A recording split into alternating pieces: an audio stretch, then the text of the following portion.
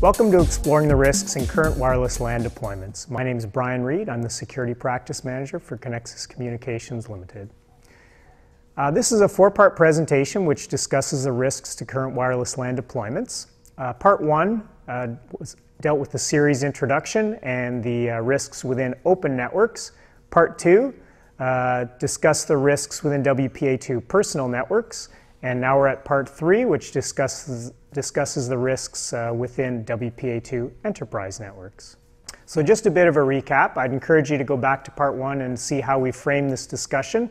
But essentially, we're tracking our progress through the risk landscape using this 3x3 grid. The attack vectors for wireless LAN deployments are across the top. Those three attack vectors being sniffing, attackers gaining local access, and attackers impersonating your network. Those are the three most primary threat vectors.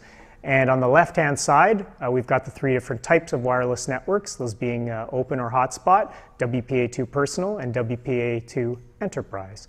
So today we'll be talking about WPA2 enterprise networks and sniffing and local access attacks within them. So WPA2 Enterprise, for those of you that don't have any experience with that, leverages the 802.1x authentication framework. And I won't be giving you too much of the details on that particular framework.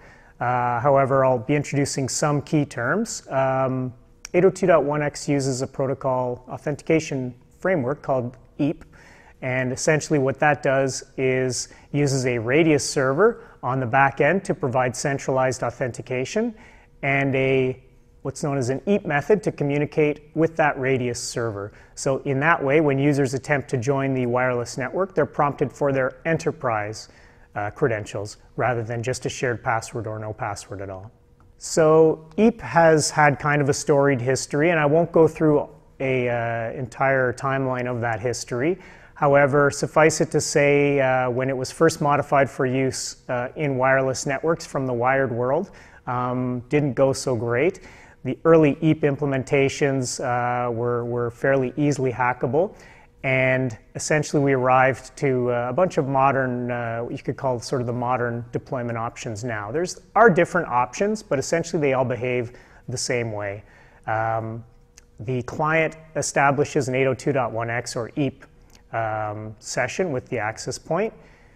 Ultimately, some handshaking takes place, and they establish a TLS tunnel to the radius server itself. All of your credential information is embedded within that TLS tunnel to the radius server. TLS is still a very secure protocol using secure authentication and encryption, so it's very difficult to actually capture the traffic if that tunnel is set up correctly. Ultimately, if the radius server agrees with the authentication information you provide and agrees that you're allowed to join the network, it will accept your request, and you will be allowed to access the wired resources through the access point. So in terms of how WPA2 Enterprise works in terms of modern deployments, the actual password exchange typically occurs using a protocol called MS-CHAP v2. Now that particular password exchange is an older technology that was developed by Microsoft quite a while ago. It's been broken a few times over the years in a few different ways, and essentially that protocol is not as secure as it was when it was originally introduced. But this shouldn't really matter because within the 802.1x framework, the EAP protocols that we're talking about, it's essentially secured within a TLS tunnel direct to the radius server. So in that way, even though the MS-CHAP v2 handshake or challenge is insecure, it's difficult for an attacker to actually get that challenge in order to break it because of the TLS tunnel. So the challenge facing attackers, and the risk question that you should be asking yourself is, how can an attacker capture the password exchange if it's encrypted within a TLS protected tunnel directly between the client and the radius server? So there is a way of establishing that tunnel and conducting that attack, and it goes a little something like this. The attacker would deploy a rogue access point. So essentially it would have the same SSID, it would look exactly the same as one of your access points. They would also deploy a rogue radius server. So that radius server would be set up specifically to try and simulate what your radius server would look like and take that handshaking as far as it could without actually being your radius server. So the client, instead of joining their legitimate wired network, or sorry, access point, they would join the bogus access point, and they would start the authentication process to the bogus radius server. So what typically happens in this scenario? Basically, the client attempts to access to the radius, attempts to authenticate to the radius server, and in that process, the attacker captures the MS-CHAP v2 handshake because the client has set up the TLS tunnel directly to your bogus radius server. So now the MS-CHAP v2 handshake is exposed, and the attacker will capture that. The client connection is going to fail, but it's too late. At that point, the attacker has already captured the challenge and will take that offline, pack up their stuff and leave, and break that MS2CHAP password offline. So that scheme is entirely dependent on an attacker being able to deploy a rogue access point and trick you into joining that rogue access point. So to demonstrate capturing WPA2 Enterprise Challenge, I'm going to configure a rogue access point. I'm going to configure a rogue radius server as well as part of the demo. I'm going to be running again Backtrack version 5. This time I'm going to be using Josh Wright's Free Radius WPE, it's called. That's the Wireless Pontage Edition, and that is to capture the handshake. Once I've captured the handshake, I'll be using another utility called Sleep to crack the captured handshake challenge. So let's take a look and see what that demo looks like. And now I'm going to demonstrate how to capture a WPA Enterprise password using the rogue access point technique that we described in the earlier slides. So essentially, I'm going to set up a WPA Enterprise network right now. So I'm going to go back to my access point. I'm going to create a rogue access point called WPA Enterprise Demo as the SSID. I'm going to enable WPA Enterprise Radius Authentication. And that should be enough to get the demo started. So the actual radius server is defined elsewhere within the access point, and I'm going to point to a radius server that is running on my Backtrack server. So let's go to the Backtrack virtual machine now. So essentially, to set up a radius server, as I mentioned, I'm going to be using the Free Radius WPE program, and I'll execute that right now. Then a bunch of status messages fly by, and now you can see my radius server is ready to start to process requests.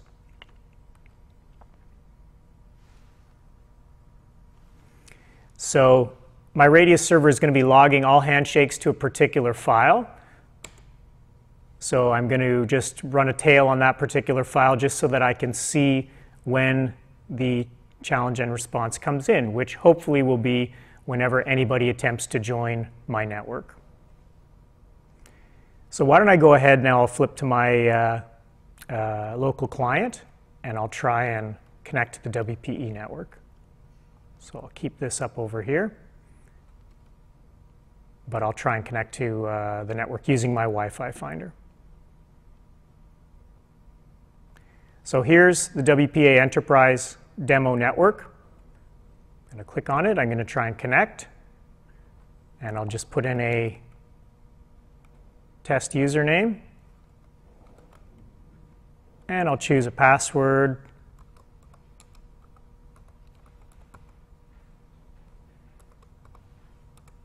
Connexus demo, and I'll try and authenticate. And you can see in my Free Radius machine, I've logged the username of the person that attempted to connect through my rogue radius server, their challenge, and their response, which is essentially the MS-CHAP information that you need to try and crack that password now. And as I said, once you've captured that particular handshake, and you also notice the user experience, that user received an error message because they're not allowed to join my network. but that would probably be something fairly innocuous to them. And the attacker would likely disconnect his rogue access point at this time because he's captured the handshake, which was his goal. So I've got the challenge, I've got the response, and now I can crack that challenge and response with an application utility called asleep. So the syntax for asleep is fairly straightforward. It's just the command, the dictionary file, because this is a dictionary attack that we're going to be running it against, and simply paste in the challenge, which I can get from this window.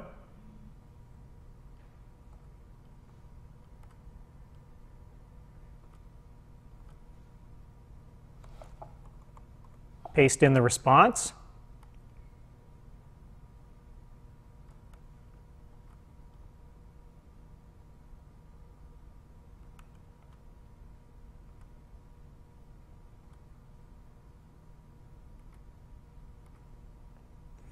And with that information, the tool should be able to see if the password that the user attempted to enter exists in my custom dictionary. So I'll go ahead and run that now.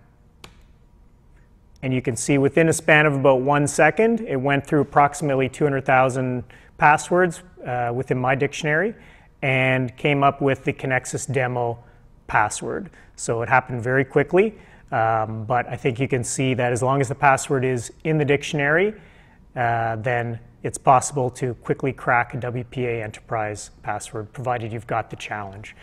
So there you have it. That's a simple demonstration of how an attacker could deploy a rogue access point and a rogue radius server, capture your challenge, and ultimately crack your enterprise password. So what did we learn throughout that demo? Well, we learned that one thing is that it's much faster cracking an MS-CHAP v2 challenge than it is during our previous demo when we were cracking WPA2 PSK passwords. My system was able to crack about 1.4 million guesses per second. Again, it's a fairly low-end system. However, there are services on the internet that could claim to be able to brute force an MS-CHAP v2 password in less than 1 day. So when we're talking about the real risk, if you've lost your MS-CHAP v2 password to this type of a rogue access point scenario, then you've essentially lost the password. It's trivial for an attacker to crack that password. And also remember that what we're capturing here are user passwords. So these are my enterprise login credentials. So that's even more dangerous than capturing sort of a wireless pre-shared key. These are going to be numerous user passwords that you're capturing. So obviously the next logical question is, how can we prevent this particular attack from occurring? And all that comes down to is preventing somebody from connecting to a rogue radius server. Fortunately, modern WPA clients have controls in place, features in place that will allow you to prevent your users from connecting to a rogue radius server. So by default, any client trusts any radius server. Obviously, that's not a great situation because they would then trust my bogus radius server. There are some optional features that you can enable and you should enable. One of them is that the radius server has to have a valid certificate. That sounds great, but of course, any attacker can go out and get a valid certificate for the particular domain name that they've chosen. So that's not a real control that will prevent an attacker from performing this attack in and of itself. However, you can restrict your client to only tunnel to legitimate names, and the certificate obviously has to match that name. So now you've restricted your client to only connecting to particular radius servers, and those particular radius servers have to be certified by a certificate authority rather.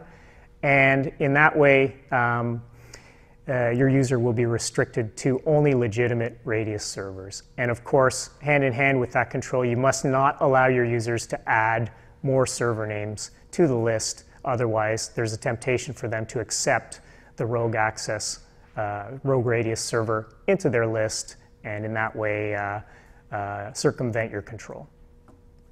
Even more secure, you can set up WPA Enterprise so that the server will validate the client certificate as well. That's sort of the ultimate insecurity in that now you've really put a lot of restrictions on your client connecting to the wrong radius server.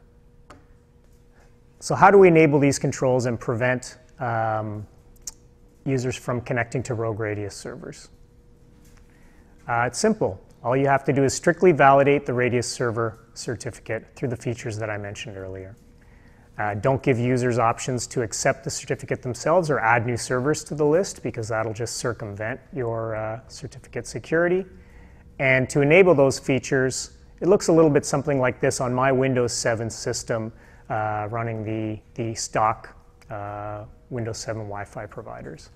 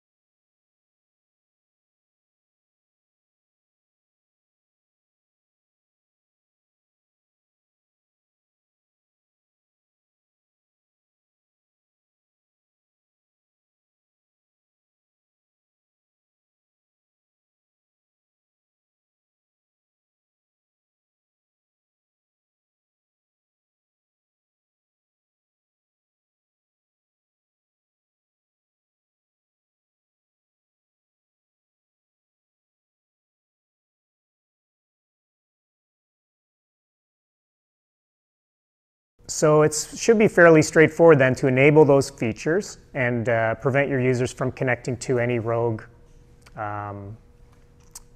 Radius server. Unfortunately, there are some things that stand in the way of that. For example, you're always going to be relying on the client settings being accurate. So that's very easy for a managed system in terms of group policy objects and that sort of thing. You can control what the wireless client settings are, and you can fix strict controls over validating the Radius server certificate. Unfortunately, you might have clients within your organization, smartphones, outside consultants, that sort of thing, which are not managed. And when those clients attempt to join your network, they'll be exposing themselves to the type of attack that we've outlined in this section. There's also the danger that users could relax their settings. For example, if they have admin access to their local laptop and it's not working the way they want to, it's not uncommon for users to relax those settings to see if that would help the situation. IT is also guilty of relaxing settings from time to time if they're troubleshooting a particular issue, like if your certificate authority's changed or if your host name's changed. They may relax that setting and it may never get turned on. I see that quite a bit at some of the clients that I go to. And some clients don't even have the option. Some operating systems don't even have some of the options that I mentioned earlier to validate the certificate. For example, here's a screenshot of a stock iOS client. So this is an iPhone joining a WPA2 enterprise network. Really, all they're asking you for is a username and password. They're not giving you any options to validate the certificate and that sort of thing. So out of the box, none of those features are enabled, and it's not a user's not able to simply go in and click on those. Now, if you are using some sort of mobile device management, you can enforce those centrally, so that's one way around this particular problem, but out of the box, iOS clients trying to join your network would be exposed to this type of attack, just to give you a practical example. So in short, anybody on a relaxed client, so a client that doesn't have these settings enabled, could fall prone to this particular attack. And again, if they do fall for this attack, they will lose their enterprise password. So another way or in addition, you can also require client certificates. In this way, it's much safer because a password exchange never occurs. The client is authenticated using a certificate stored on their local system. Unfortunately, you still have to rely on client-side configurations. So again, the client can uncheck that feature if they have the ability to do that for reasons that we mentioned on the previous slide. This particular type of scheme, even though it's the most secure of all the options, is not widely deployed because of the support challenges of deploying certificates out to clients. So we find that there's only about maybe a 5% of WPA2 enterprise deployments use this technique, even though it is the most secure. That is changing though now as Windows makes it easier and easier to deploy those types of certificates. So just to summarize the risk discussion for WPA2 enterprise, essentially, you're forcing an attacker to deploy a rogue access point and a rogue radius server. And it is possible to prevent your clients from connecting to that rogue access point and rogue radius server, but that relies on strict client enforcement and proper certificates on your part. And remember that any client with a weak configuration could lose their credentials. So you have to make sure that all your clients are uniformly secure. And when a user loses their credentials, remember, they're losing their own enterprise credentials. They're not losing some sort of a shared PSK. So that's another angle to the risk argument, is that you can harvest many passwords using this technique and gain many passwords to a particular organization's users. So if I'm going to assign some sort of a score, a risk rating in terms of the vulnerability likelihood, just in broad terms, I would say that in terms of difficulty to exploit, it's moderately difficult to exploit. You are forcing the attacker to put some pieces of infrastructure in place and trick your users into joining them. It could be very, very difficult to exploit if you have your client-side configuration taken care of properly. And in terms of the ease of detection, it's a little easier to detect if you've got some sort of rogue access point detection in place. So it is possible to detect this type of attack. So with those two things combined, if I'm going to go back to my color scheme and build out this chart so that we can track our progress, I would say that the vulnerability likelihood is anywhere from low to moderate, and that depends entirely on the client-side configuration. So that concludes part 3. Please stay tuned for part 4, risks from impersonation and series conclusion. My name is Brian Reed. If you want any more information on the products or services offered by Conexus, please visit our website at www.conexus.net. Thank you.